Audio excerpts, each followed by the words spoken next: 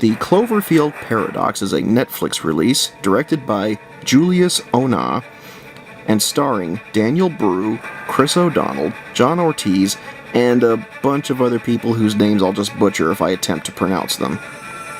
Now, stick with me here, this movie's a little bit of a ride plot-wise. So, okay. This movie is about a bunch of scientists trapped up on a satellite who rip a hole somewhere in another universe, and there's a monster on Earth which isn't relevant, and then there's an arm crawling around which is never really explained, but it knows things, and there's something because of an alternate power source, and the thing, and the...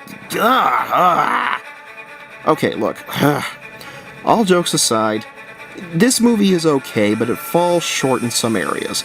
It is a competently done film. The filmmakers genuinely put forth an effort.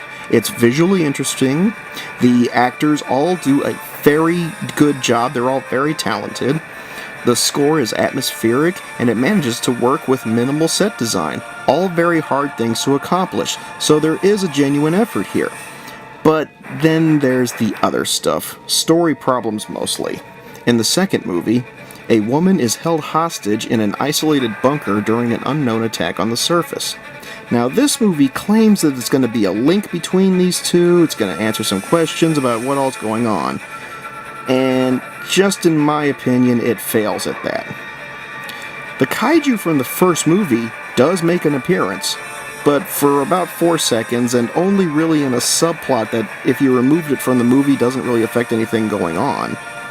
The human element is there, but it takes a backseat to all the sci-fi weirdness.